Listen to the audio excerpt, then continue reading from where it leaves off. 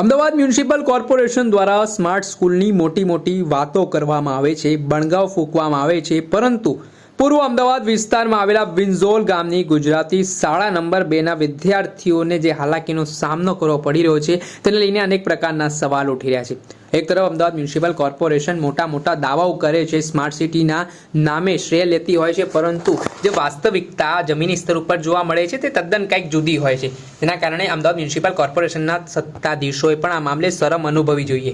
વાત કરવામાં આવે તો આજે મેદાનમાં એક સમય કોર્પોરેશન સંચાલિત ગુજરાતી શાળા નંબર 2 ચાલતી હતી। જો કે શાળા હાલ ખૂબ જર્જરિત હાલતમાં છે, જેમાં લોકોએ પત્ર લખી મોટા ભાગની શાળા તોડી નાખવામાં આવી, પણ શાળા તોડી નાખવામાં આવી પરંતુ વિદ્યાર્થીઓને ભણવાને લઈને સવાલ ઉઠી રહ્યા છે।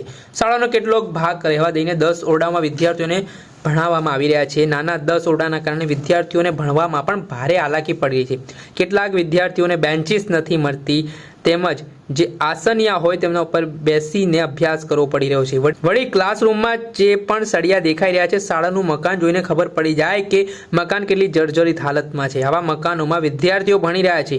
અહીં 1 થી 8માં 829 જેટલા વિદ્યાર્થીઓ જીવના જોખમે અભ્યાસ કરી રહ્યા છે। અને આ દ્રશ્ય જે અમદાવાદ જે સ્માર્ટ સિટી કહેવામાં આવે છે તે સ્માર્ટ સિટીના વિંઝોલ ગામના છે કે ત્યાં હાલત શાળાઓની એવી દયનીય બની છે કે વિદ્યાર્થીઓ ભયના ઓથાર હેઠળ છે।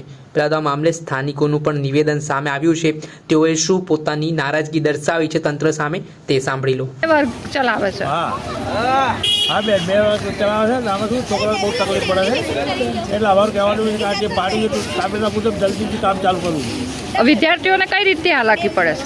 વિદ્યાર્થીઓને એક ધોરણમાં 2 હાડ એટલે એ ભણાઈ નહીં શકતા, એટલે એમને લખણ પટ્ટી આપી દે કે આ કરો વ્યવસ્થિત ભણી ના શકે છોકરા। જર્જરિત અને અત્યારે હવે વિદ્યાર્થીઓને ભણવામાં હાલાકી પડી રહી છે। તકલીફ તો પડે જ છે।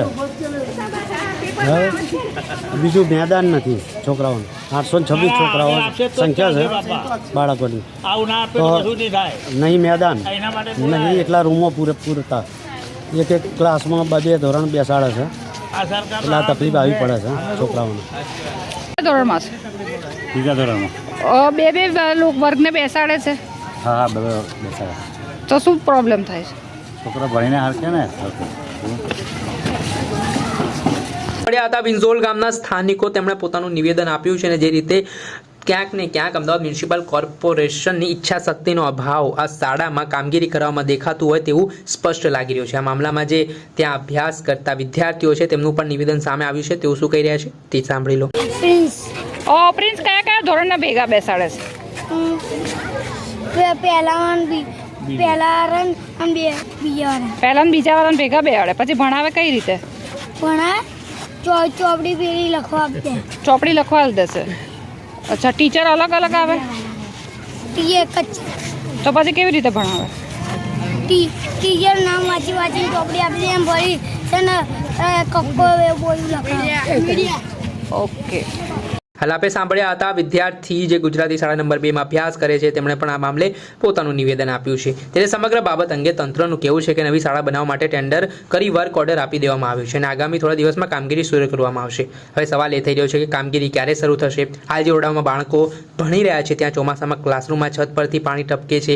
જો ત્યાં સુધીમાં શાળા નહીં થાય તો વધુ હાલાકીનો સામનો વિદ્યાર્થીઓને પડી શકે છે। ત્યારે દરમિયાન આ શાળામાં પોપડા પડવાના કારણે અન્ય કારણોસર દુર્ઘટના સર્જાશે તો તેની જવાબદારી કોણ લેશે તેને લઈને પણ એક મોટો સવાલ છે। દર્શક મિત્રો, એન કવરેજ ન્યૂઝને આપ લાઈક કરી લો, સબસ્ક્રાઇબ કરી લો અને શેર કરવાનું ભૂલતા નહીં।